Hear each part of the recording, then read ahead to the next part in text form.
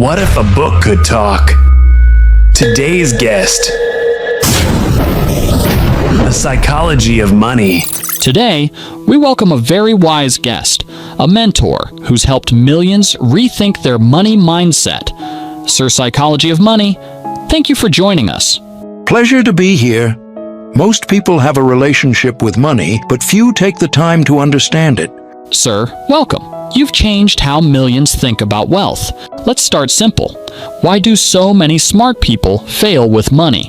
Because intelligence and financial success are not the same thing. You can be highly educated, logical, and even analytical, and still struggle financially. That's because intelligence helps you solve problems, but it doesn't automatically control emotions. And money, more often than not, is emotional. People lose fortunes not because they're dumb, but because they're impulsive, impatient, or insecure. They overestimate what they understand and underestimate how they'll react under pressure. Money doesn't care about degrees. It rewards behavior, humility, long-term thinking, and resilience. Mastering your emotions is far more valuable than mastering equations. You often say behavior matters more than knowledge. Can you unpack that? Sure. Financial success depends more on emotional control than information. Everyone knows they should spend less than they earn, save consistently, and invest long-term. But knowing isn't the problem. Doing is. Emotions like fear during a crash or greed during a boom can overpower logic. Most people don't lose money because they made a bad spreadsheet. They lose it because they couldn't stay calm or patient. Behavior is what builds wealth and what protects it.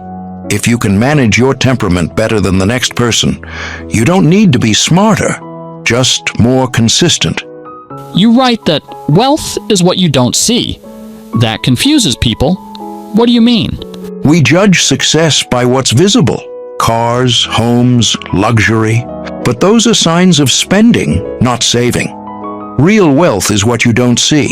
The money not spent, the quiet discipline, the months or years of expenses sitting untouched. Someone driving a luxury car might be broke, while someone driving a 10-year-old sedan might be a millionaire. Wealth isn't the Rolex. It's the unspent dollars that bought freedom instead of image. The problem is, invisible wealth doesn't get compliments, and that's why it's often overlooked. But it's invisible wealth that brings real security. Many people feel behind in life financially. They compare themselves to others on social media and feel defeated. What would you say to them? Comparison is a race you can't win. There will always be someone richer, but you don't know their risks, their debts, their regrets. Their life isn't yours. Focus on your own path. Money is personal. Progress isn't measured by others' milestones. It's measured by whether you're more secure, more free, and less anxious than you were last year. Stop playing someone else's game. Run your own race. Let's dig into the idea of enough. You call it the most important money skill. Why is it so hard? Because we're taught to chase more status, more comfort, more validation. But enough is where satisfaction lives. It's when you stop letting your self-worth be tied to external benchmarks. Knowing you're enough means you don't risk your future just to look successful today. It's the guardrail that keeps ambition from becoming self-destruction. The ability to say, I could, but I don't need to, is one of the most underrated forms of power. You often connect the dots between luck and risk. You treat them almost like siblings. Because they're outcomes of the same unpredictable world. Bill Gates went to one of the only high schools with a computer in 1968. That's luck.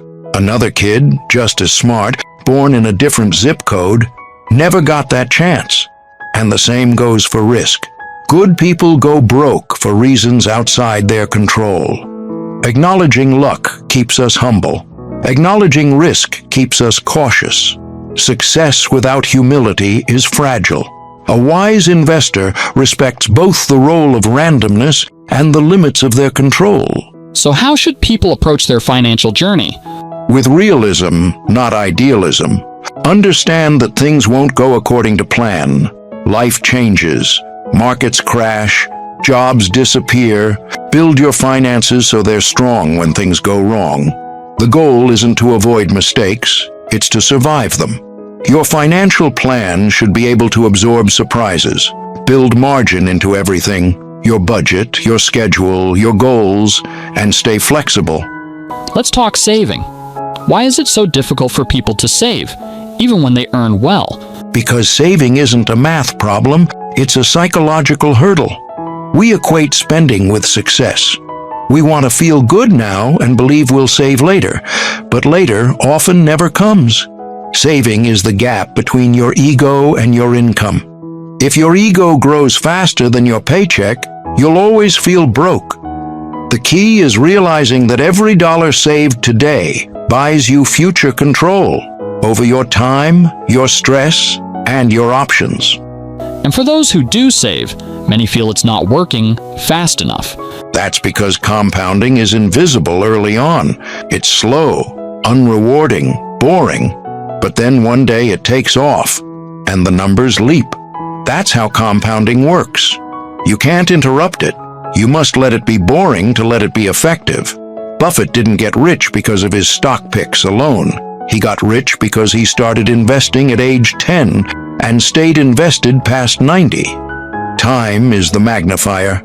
The real returns come in the later chapters if you give them time to be written. You say compounding only works if you give it time. How can people let that work for them? Stop checking your portfolio every day. Don't tinker unnecessarily. And don't try to outsmart the system. Your job isn't to be clever, it's to be consistent. The more boring your strategy, the more exciting your results will be in 30 years. Think long. Let your money breathe. Time rewards those who give it patience. Why do so many financial plans fail? Because most plans assume the future will behave, but the future is a wild card. Good financial planning isn't about making accurate forecasts. It's about preparing for when forecasts are wrong. Build in a margin of safety. Expect things to go differently than you hoped. The best plan is one that can absorb chaos and continue anyway. Flexibility is more valuable than precision. You wrote that the highest form of wealth is the ability to wake up and say, I can do whatever I want today. Why is time so valuable? Because time is the ultimate form of freedom. When you can control your schedule, when you're not forced into decisions because of money, you're rich in a way most people never realize. Real wealth isn't about more things, it's about fewer obligations. The ability to spend your time on your terms is the truest measure of financial success. Many people feel pressured to upgrade their lifestyle with every raise. What's the danger in that? That's lifestyle creep, and it's one of the biggest barriers to long-term wealth. When your spending rises with your income, you never actually gain freedom. You just buy more expensive stress.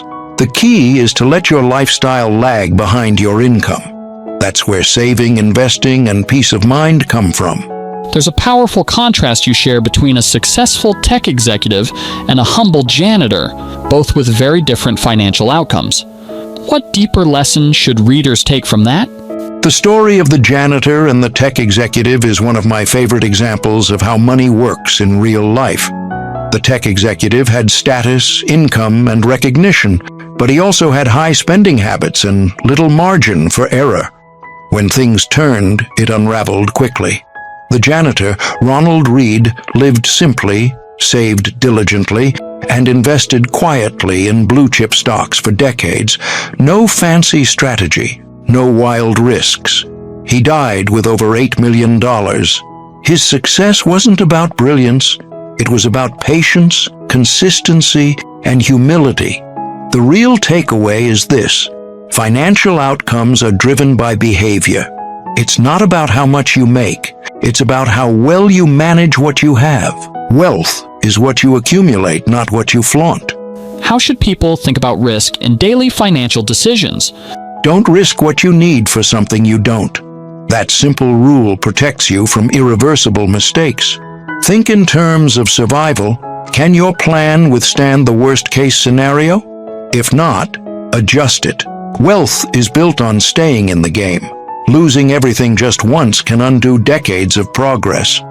You mentioned financial independence isn't a number, but a feeling. Can you explain?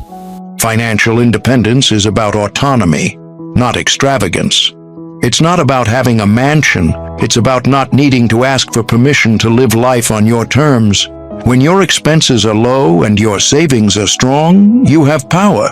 And that power feels like freedom. Some people think they need to get rich quickly to succeed financially. What's your response? Trying to get rich quick usually means taking outsized risks, and that often leads to getting poor quickly. Sustainable wealth is slow. It's about doing the right things consistently over time. Patience is a superpower in personal finance. It's not sexy, but it's effective. What's your view on debt? Debt can either be a tool or a trap. Used wisely, like for education or a reasonable mortgage, it can be helpful. But used emotionally or to finance lifestyle, it becomes a chain. The less debt you carry, the more freedom and flexibility you gain. Financial strength isn't just about what you earn, it's about what you owe. Final question, sir. For those who feel lost, ashamed, or anxious about money, what would you tell them? Shame doesn't build wealth. Self-awareness does. Everyone makes money mistakes. What matters is whether you learn and adapt. Start with small, consistent steps.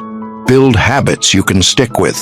Don't compare your chapter 1 to someone else's chapter 20. Wealth is a long game. You're not behind. You're just getting started. Thank you, sir. I've learned so much from this conversation, and I know our viewers have too. One last thought before we go. Money is not about being rich. It's about being reasonable. Real wealth isn't about luxury or status. It's about having control over your life. It's the ability to make decisions from a place of strength, not desperation. When you're not drowning in debt, when your savings give you options, when you no longer need to say yes out of fear, that's financial peace. Be patient, be humble, focus on freedom, not flash. True wealth is the quiet confidence of knowing you can weather storms. When you live that way, money becomes a tool to build a life that feels good on the inside, not just one that looks good on the outside.